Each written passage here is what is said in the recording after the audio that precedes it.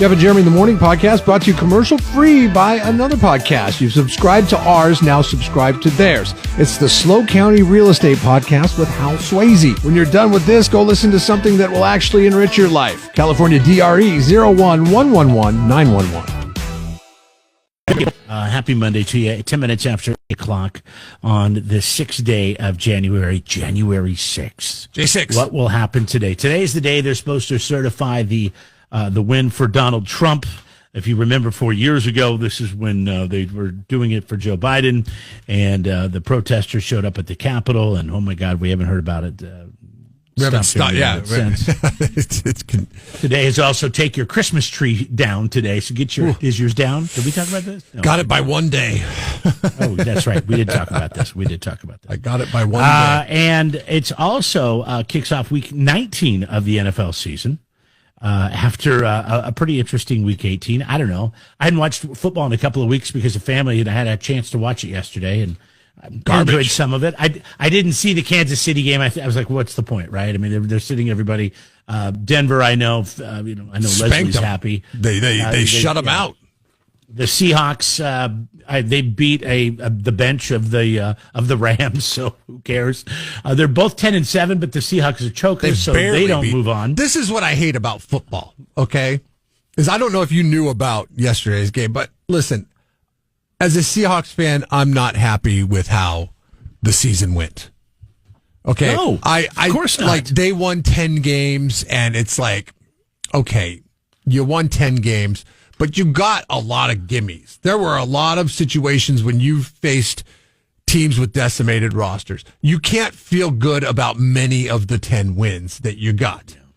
You really can't. When you look at the 10 wins, you're like, okay, like the Rams win yesterday. The Niners win was a good win.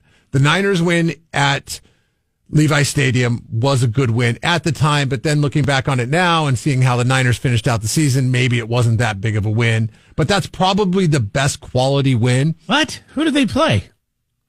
Who? The Niners. No. I'm talking about the Seahawks, when the Seahawks beat the Niners. Oh, that was a quality win. Okay. And the Niners lost on yesterday, but they sat everybody too because their season's over. But holy cow, Arizona put up 47 points. Yeah. Going into the game yesterday with the Rams and the Seahawks, like the Rams had a chance with Jimmy Garoppolo to win the game, and walking away from it, Geno Smith got $6 million. He hit certain landmarks in that game against the second string throughout the whole game, barely won against the Rams, and he got $6 million in contract incentives laid upon him. $2 million for like touchdowns, $2 million for most career wins, $2 million for something else. I forget what it was. This minutia contract add-on stuff. But he made $6 million yesterday beating a second string team. In the Los Angeles that's bonus, Rams. By the way. That's not just his salary. No, that's not his salary. Yeah, he made $6 in incentive, or $6 million in incentives, and it's like, dude, are you serious? Against the second so funny stream you talked about this team? Because you talk about how much money these players are making, and everybody's talking about contract extensions and bonuses and things like that. And we're watching a game, and then something comes on for, feeding the homeless or taking care of the homeless or giving them blankets or something like that. And my buddy looks at me and he goes, "Are you kidding me? We just heard this guy's making $32 million a year. And all these guys are making all this money in the NFL and all this money. And then they're begging us to help out the homeless. Why don't they help out the homeless?" And I'm like, well, I'm sure they do their part, but you're right. I see the situation. And I'm sure Geno Smith is a nice guy. I'm not saying that. I'm just saying the quality of the season. Like, do you see that Thursday night game before or after Christmas with the Bears? I told you I didn't watch any football during the Bears and the Seahawks? A 6-3 rowdy dow? I mean, come on. But we can sit here and talk about Seahawks all day. I don't think people really care that much about the Seahawks, and why would you? They're terrible, and we've got drunk Uncle, Geno at the wheel, and it's like, is he going to get us home? It's like every week, is he going to make it? And for the most part, he's made it most. I mean, he's hit a few park cars and everything. We had to walk a few times, but other than that, we made it. Do you think that was a good move? The problem is it's very stressful when you have that to look forward to every week, and I'm sure other people can relate. Do you think it was a good move on behalf of the Rams to sit everybody yesterday, give everybody a week of rest? And why would you want to take a chance on getting somebody because hurt you have to take on the playoffs? Arguably the second best team in the NFC, because now you have to play the Vikings because of what happened last night, and you would have played the Washington Commanders prior to that. So if you would have won, if you would have put your starters out there, beat the Seahawks, you would have played the Commanders. But now you're playing the Vikings at home, which is a team that they beat earlier this year. But there was a questionable call at the end of the game that kind of gave them the victory. And who's playing better ball right now, the Rams or the Vikings? That's going to be a good game. That's going to be a good game this week. I'm pretty sure the Rams are, after what I saw last night. I mean, they didn't score a touchdown. No, they Detroit's defense is on fire. To see the guy after the game, it looks like Michael Bolton. He's got a weird name. I forget what it is. Defensive end. Guy's a badass. Pretty incredible. And how about Jamar Gibbs? Is he not going to be, if he continues this, 4 touchdowns last night, 170 yards. Is he not going to be the number 1 overall draft pick in fantasy football? Oh God, I don't know. I haven't even thought about that. Well, because I'm done. So my season ended a long time. Do you have the number 1 overall pick? No, I don't. But I might have the number 2. Oh, okay. Or the number 3, depending on whatever the person. That's what happens when you suck. Who won? Let's see here. Congratulations, Ben Hansen, saving my season. He got 2 out of 3 right, so he gets $100 to go to the poorhouse and $100 off his next service to be right there, heating and air. He went with Pittsburgh, Detroit, and Houston, missing the Pittsburgh win, but getting the Detroit and Houston. So I go 2-3. You go 2-3. Patrick goes 2-3. Leslie goes 3-0 in the expert picks. Good for Leslie. And now sits out in front, tied with Patrick. At she's opening up a lead. She's opening up a lead at this point. You and I are well, we're back a few, but you and I are 1 game apart. You're 1 game ahead. I just want to say, for once, to Ben Hansen, the initials BH stand for winner today instead of something else. Coming up, we'll hear from Pat Benatar, and we're also going to congratulate our Week 18 MVP. I shouldn't have said that. I'm sure Ben's a nice guy. Yeah, I mean, I'm sure he's not a BH. Let's just put it that way. Is it better than a BJ? I'm not really sure. But when we come back, his name is Mike Quick. We're going to play your song. Congratulations and being our winner this week in the Red Zone. 93.3 KZOZ rocks. On in life in the fast lane. That's it. Already gone is overplayed, but that's fine. But anyways, Mike, listen, we don't like your choice for music, but we like the fact that you got 14 points. Just, when you're playing the Red Zone, man, good luck to you winning that $1,000 in that TV and soundbar. To kick off the first week of the year, you make our job super hard, Mike, by being so good at a football prognosticator in a week where football sucked.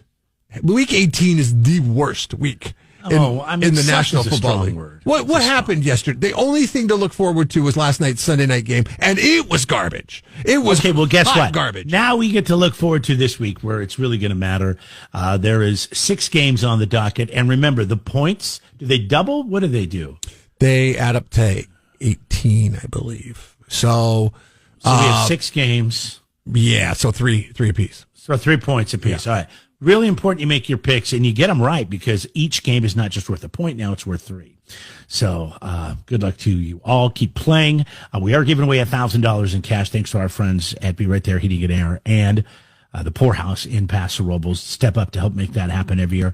Weekly, you can win $25 to go to the Poorhouse and that free inspection. It's valued like $150 from Be Right There. Calltheb.com. Santa Cruz Cindy just wrote in. She said she got 1 right this week. 1 right in the That's not true. Cindy, you got more than 1. You should get a prize for that. That's hard to do, Cindy. Yeah.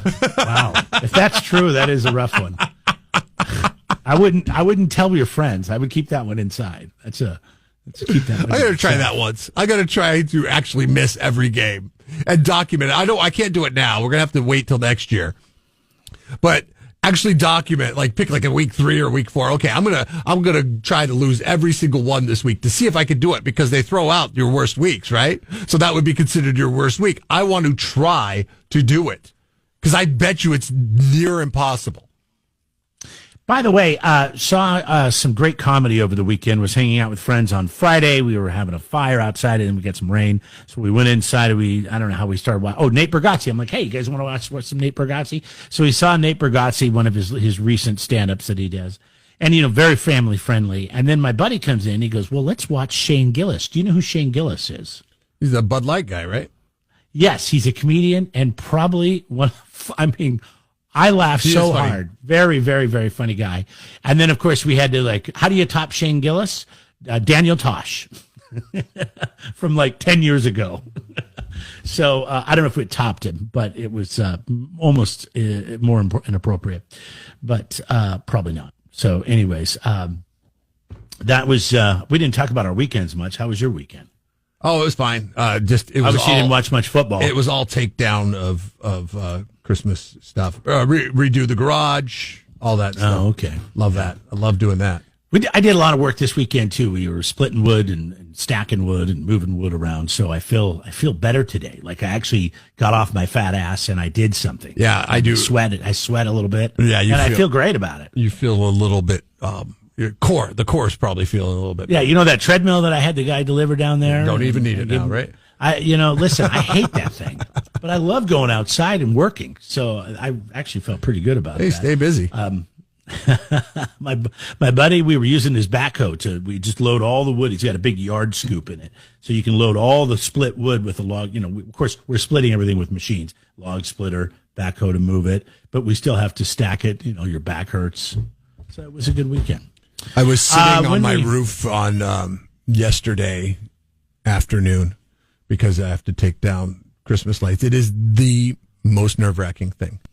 The taking down is not as easy, not as hard as the putting up. But my kids are playing basketball against each other, and I realize my daughter is a lot like you when it comes to basketball. She's too aggressive. So she's aggressive. They're playing one-on-one. She's taller. We have a little wheel down basketball hoop that you could set up in the cul-de-sac, and I push it out there, and she is taller than my son. She's got more vert than my son, and but he's a big body for his age, so he can hang. But there was a time where he was dribbling and he used his arm and he kind of pushed off on her as he was going. Yeah.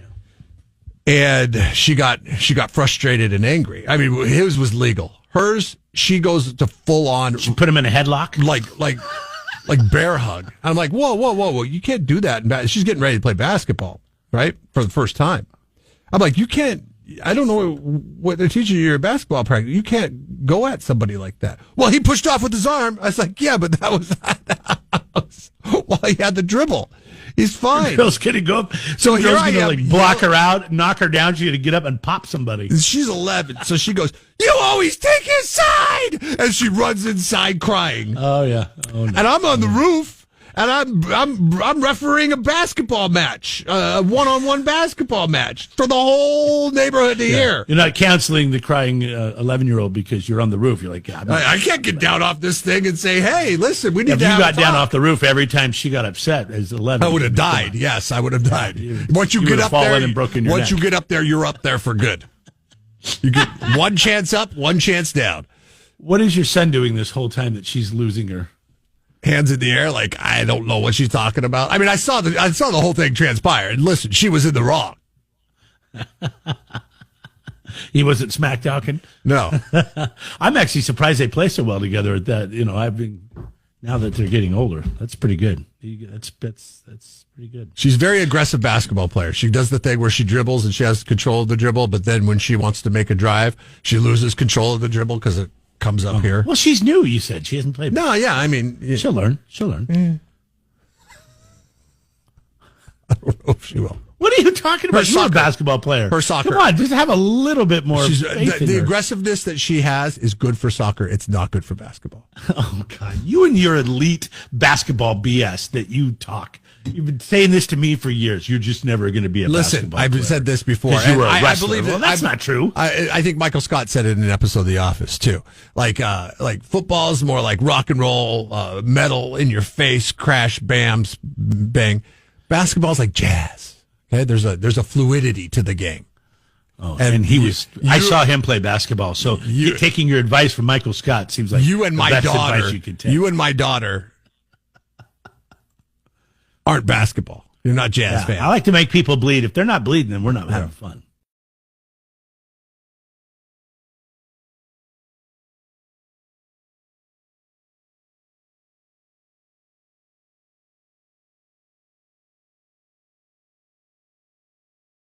Jeff and Jeremy in the morning. Open at 6 a.m. on 93.3 KZ. Cognitive test, or just performing at your mental best. What's the first thing you think of when you hear the term cognitive test? I don't know, like match cards or something like that. No, it was Joe Biden because it was talked about during his entire presidency. I'm sorry.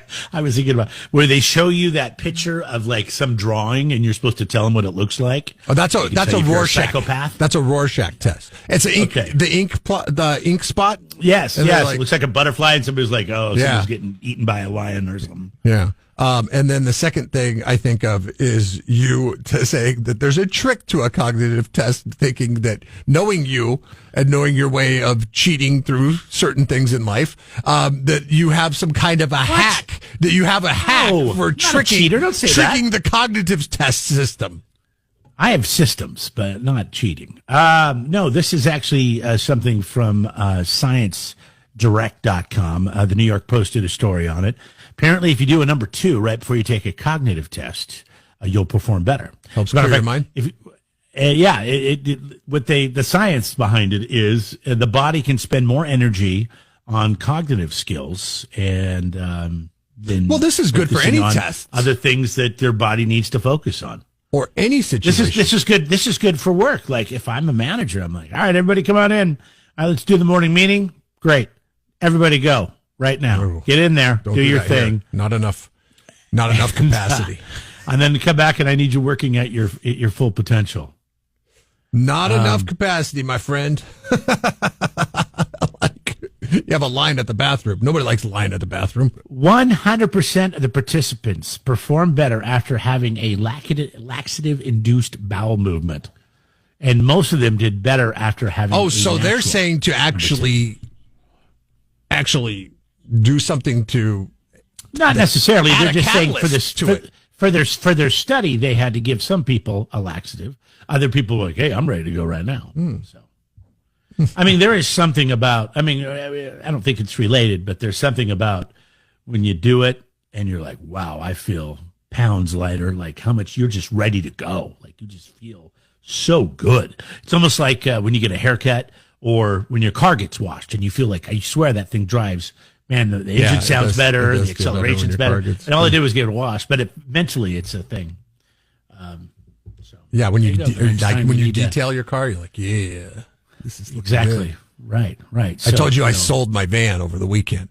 And no, you didn't. You just said that you were busy. Well, yeah, I told you I had like 10 inquiries for it. So but I figured you were going to sell it. Yeah. I forgot about that. How'd that go? But I cleaned it out really good.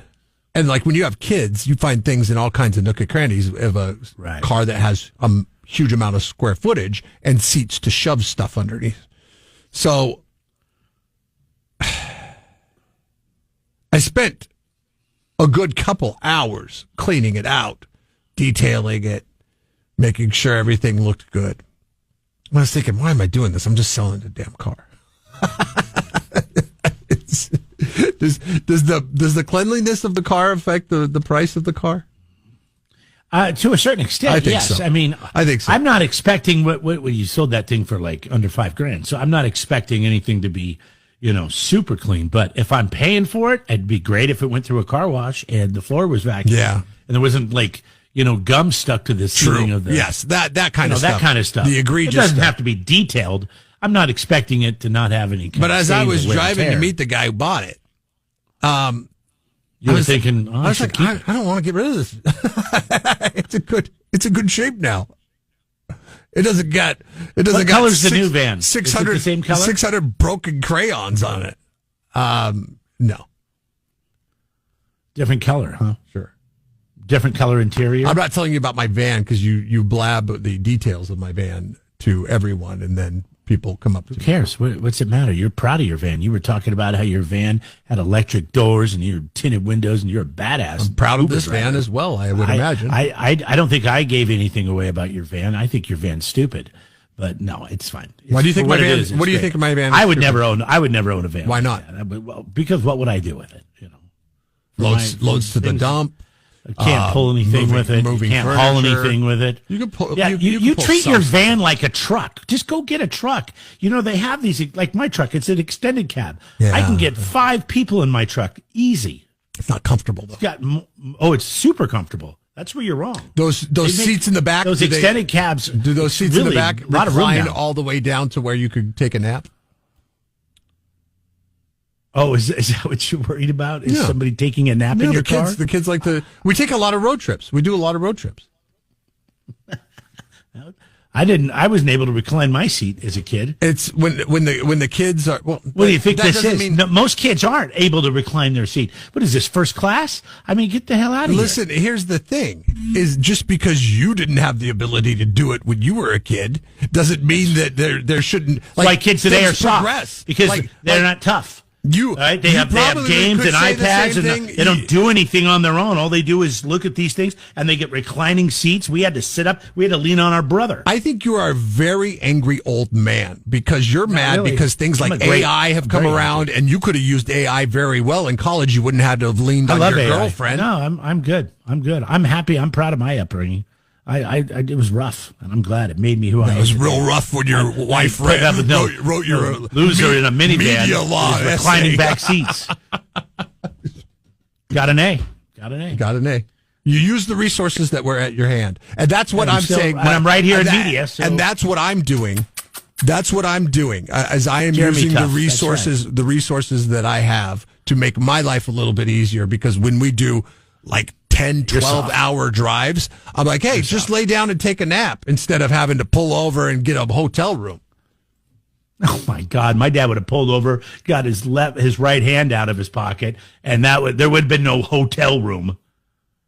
You're soft. You're soft, bro. Are you? That's Just remember, you're teaching these kids life lessons. You have to prepare them for the world because the world is not as nice and as soft as their dad. The world is tough. They need to be ready. Are you saying that you actually are short enough to take a nap in your dad's right hand? Well, I'm glad I'm getting through to you. God forbid. 93.3 KZOZ rocks the 805.